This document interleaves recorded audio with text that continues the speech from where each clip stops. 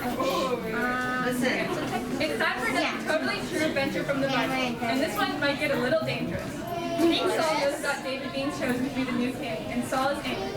He's trying to find David to kill him, and if Saul thinks we're with David, he'll try to get us too. David and about 600 of his men are hiding out in the wilderness. I found this cave where we can hide too. Go on inside where it's safe. Come on, everybody, go on in.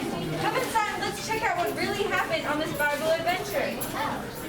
Everyone. We're in a room that's like 5 foot tall. Hello. No, I need the Welcome. entrance. Welcome to our cave. Welcome to our cave. Oh, we're gonna, you know what, today is gonna be really special because we need sentries. Who can our sentries be? Where are, I'll be a sentry. okay, our crew leaders? Okay, great. So a sentry watches over the cave door and lets us know when anyone comes our way. And it's really important that we do that because we know that Saul is actually out searching for David right now as we speak. Remember yesterday what happened? I wasn't here yesterday. Oh my goodness. Oh, we'll have to tell you all about it. So, sentries, could you caw like a crow when anyone enters that cave door? Guys, you're good to hear this. Yes. Alright? That's weird. Okay, thank you. Thank you for that. Anybody, if anyone enters, because it's not a safe time right now. Exactly. So yesterday we discovered that God actually picked David to be Israel's next king. Remember who was king? Who was king? Saul. Saul was king. But after Samuel, the prophet Samuel picked David, and the people all saw him pick David. Samuel anointed the little shepherd boy to be king. And the people loved David. And they wanted David to be king. Saul knew this. He was not happy about it. And Saul was searching everywhere. In the countryside, in the caves, everywhere, to find him, to kill him even. There he was, running from cave to cave. So you see, it is important that we know who comes through our cave door today. Saul wanted to stay king. Do you blame him? It gave him a lot of power. But that's not what God wanted, was it? No. God wanted the man that had a heart for God. And God knew his heart. And that's why God himself chose him to be the king. Tell me something. Have any of you ever been blamed for something that you did not do? Wow, a lot of you. Somebody want to share? So once I was at school and one of my friends punched this little kid, and then actually he blamed me that I did it, and like we got in a big argument. How did that feel? Felt bad. So bad. He needs punching. Yes, Wilder? Friend needs punching. My brother usually blames me for everything.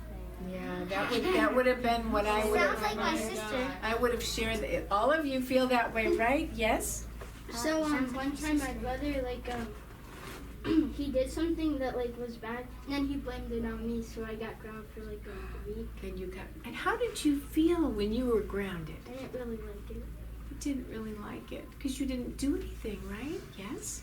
So my little sister always blames me for things. So one time, my older sister, Sadie, used to have a little big pool globe that could float.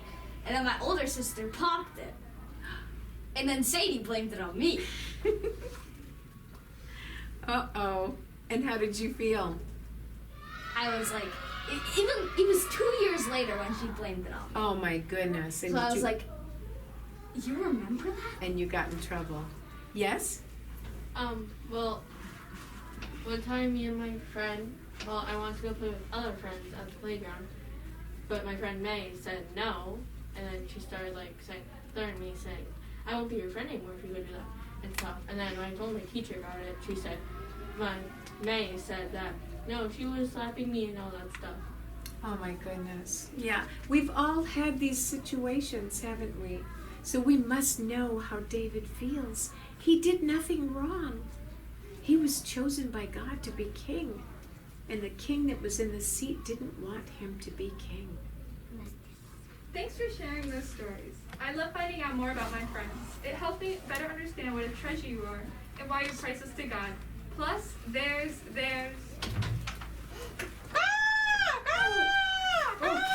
Somebody's entering!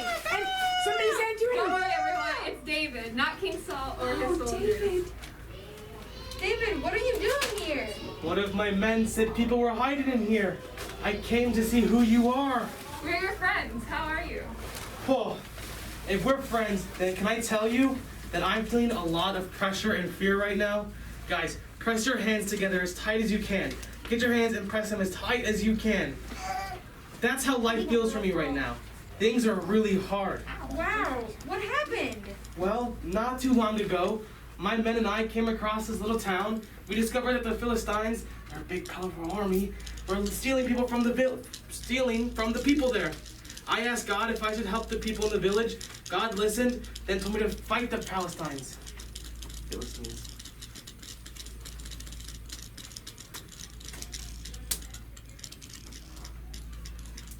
Now, I've been told that you do not want to mess with that army. They are a powerful army.